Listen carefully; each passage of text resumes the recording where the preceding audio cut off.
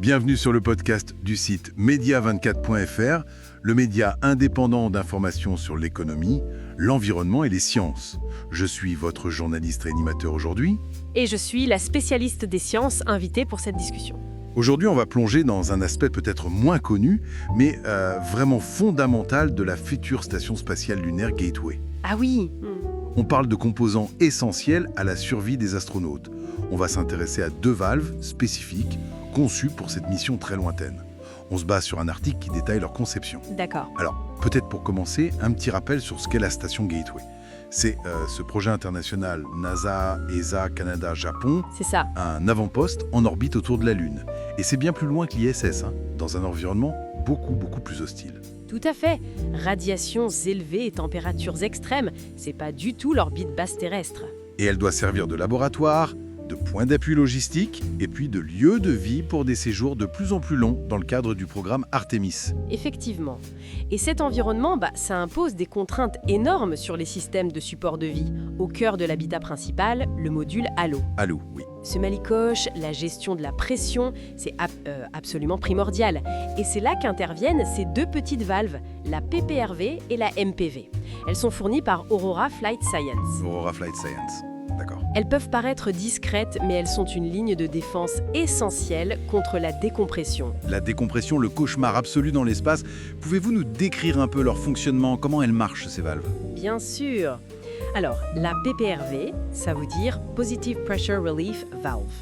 C'est une sorte de soupape de sécurité, mais automatique. Automatique, Ouais. d'accord. Si la pression interne devient trop élevée, hop, elle s'ouvre, en 2 étapes d'ailleurs, pour évacuer l'excès d'air. Puis elle se referme toute seule. Mhm. L'autre, la MPEV, Manual Pressure Equalization Valve, elle, comme son nom l'indique, est manuelle. Ah, manuel. Oui, les astronautes l'utilisent avec 2 molettes. C'est pour équilibrer la pression entre différents modules, ou par exemple quand un vaisseau vient s'amarrer à la station. C'est ça.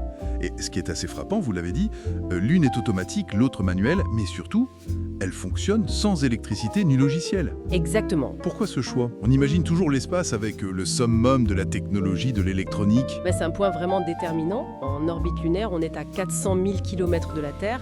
La fiabilité, c'est la priorité numéro 1. Oui, on ne peut pas envoyer un technicien facilement. Voilà, toute panne est très difficilement réparable.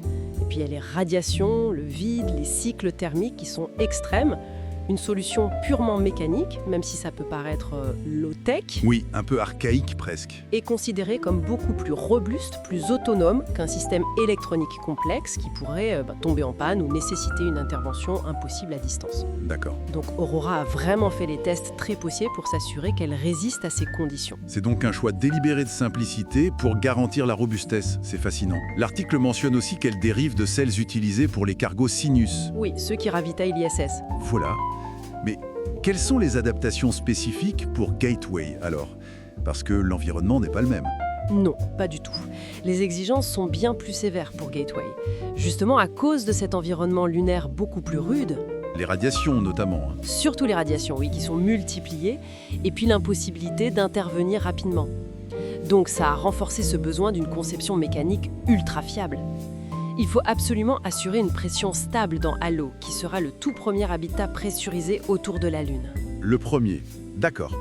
Et au-delà de Gateway elle-même, est-ce que cette technologie, cette philosophie même, a une portée plus large? L'article évoquait Mars. Tout à fait. Gateway, c'est un banc d'essai essentiel pour les futures missions interplanétaires. Une sorte de répétition générale. Exactement. Des systèmes autonomes, résistants. Comme ces valves, ce sont des technologies stratégiques pour envisager des voyages vers Mars. Parce que là, les délais de communication sont encore plus longs. Voilà. Plus de 20 minutes de délai entre Mars et la Terre. Donc impossible de piloter quelque chose en temps réel. Ces valves, elles incarnent vraiment cette philosophie de la conquête spatiale lointaine. Garantir la sécurité avec des systèmes simples, fiables, qui anticipent les défis. Et c'est aussi un bel exemple de collaboration internationale entre Aurora et Thales Alenia Space Italia qui intègrent ces valves. Ce sont des composants peut-être peu spectaculaires, mais ils sont essentiels. Absolument. Donc pour résumer, si on veut, la station Gateway nous prépare vraiment à vivre loin de la Terre. Et des composants comme ces valves PPRV et MPEV, même s'ils sont discrets, Très discrets. sont au cœur de la sécurité des astronautes dans ce fameux module Halo. Leur conception mécanique, finalement simple et robuste, c'est une réponse directe aux défis d'environnement lunaire.